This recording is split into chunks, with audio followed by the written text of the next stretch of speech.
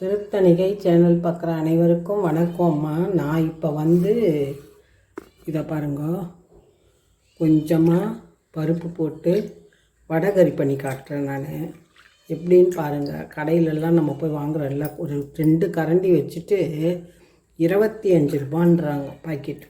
மாவு கடையிலேயே விற்கிறாங்க. அதெல்லாம் தேவையே இல்லை. நீங்களே செஞ்சு நம்ம சாப்பிட்லாம்.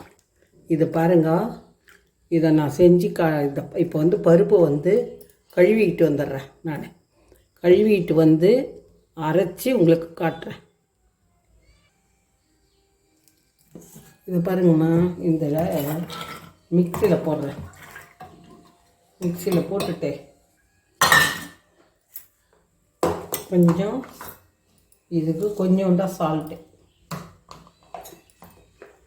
பாருங்க, பச்சை மிளகாய் 3, பூண்டு கொஞ்சம் வாசனைக்கு அது போட்டு நம்ம அரைச்சிட்டோம்னா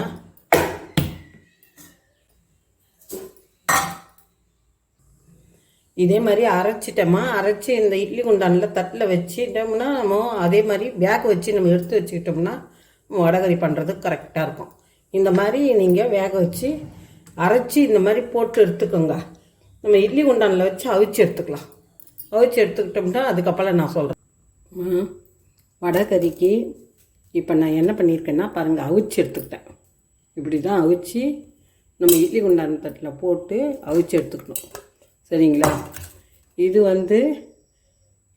பட்டை, கல்பாசி, ஒரே ஒரு 2 லவங்கம் அதை எடுத்துக்கிட்டேன். இதை பாருங்கள், வெங்காயம், கொத்தமல்லி, கறிவேப்பிலை, தக்காளி, ஒரே ஒரு பச்சை மிளகாய் காரத்துக்கு. சரிங்களா? அவ்வளோதாம்மா. இதை நம்ம வச்சு நம்ம செய்யலாம். வாங்க. எண்ணெய்லாம் ரொம்ப விட வேணாமா, திட்டமாக விட்டுக்கலாம். சரிங்களா? நான் எப்போவுமே எண்ணெய்லாம் ரொம்ப யூஸ் பண்ண மாட்டேன். திட்டமாக விட்டுறதாலுமே போதும். சரிங்களா? அதுவே நல்லாயிருக்கும். எதுக்கு அதிகமாக எண்ணெயை விட்டு அதனால் நான் விட மாட்டேன்.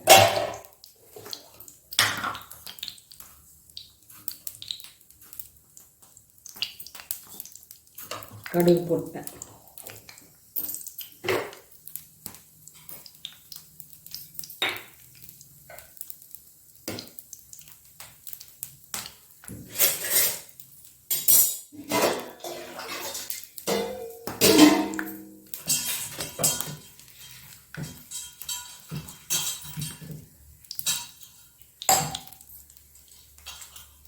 உடைச்சி எடுத்துக்கணுமா.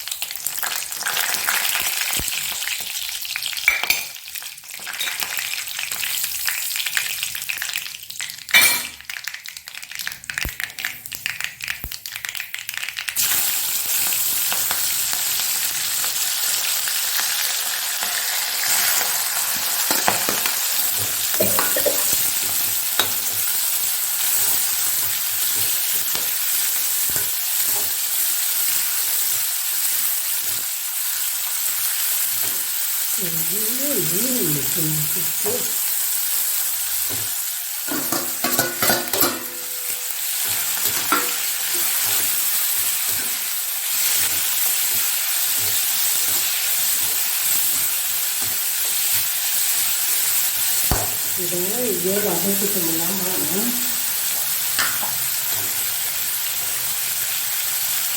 அதில் உப்பு போட்டோம் இல்லையா கொஞ்சம். இப்போ இதுலேயும் இந்த அளவு போட்டால் போதும். போட்டுட்டு கொஞ்சம் லைட்டாக மஞ்சத்தூள் அப்படியே வதங்கட்டும்.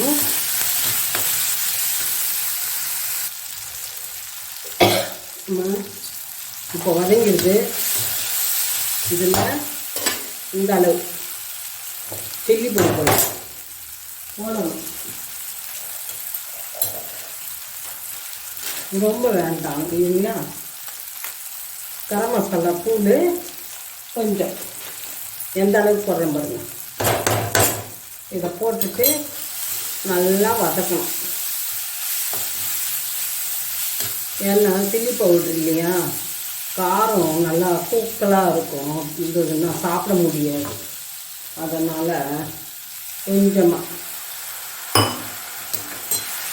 இது கொஞ்சம் மிளகா உதிப்பு கொஞ்சம் போகணுமா, போன பின்னாடி இது பண்ணுமா வதங்கிடுது. இப்போ இதை கொட்டிடுறோம். நம்ம இந்த கரைச்சி வச்சுருந்தோம் இல்லையா, அந்த கடல மாவு வேக வச்சதை, அதை கரைச்சி வச்சுருந்ததை நம்ம இதில் சேர்த்துடுறோம். ரொம்ப காரம் வேண்டாம், நான் ரொம்ப காரம் போட மாட்டேம்மா எப்போவுமே. காரம் வேணும்னா அவங்கவுங்களுக்கு ஏற்ற மாதிரி போட்டுக்கலாம், ஒன்றும் தப்பு இல்லை. ரொம்ப காரம் எதுக்குன்னுட்டு நான் ரொம்ப போட மாட்டேன். ஏன்னா குழந்தைங்கெல்லாம் சாப்பிட்றது இல்லை, காரம் ஆன்னு கற்றுவாங்க, அதுக்காக தான். இப்போ நல்லா கொதிக்கட்டும். கொதி வந்த உடனே நான் உங்களுக்கு காட்டுறேன். அம்மா இப்போ பாருங்கள் எவ்வளோ திக்காக வந்துருக்கு பாருங்கள். இந்த அளவு வந்தால் போதும்.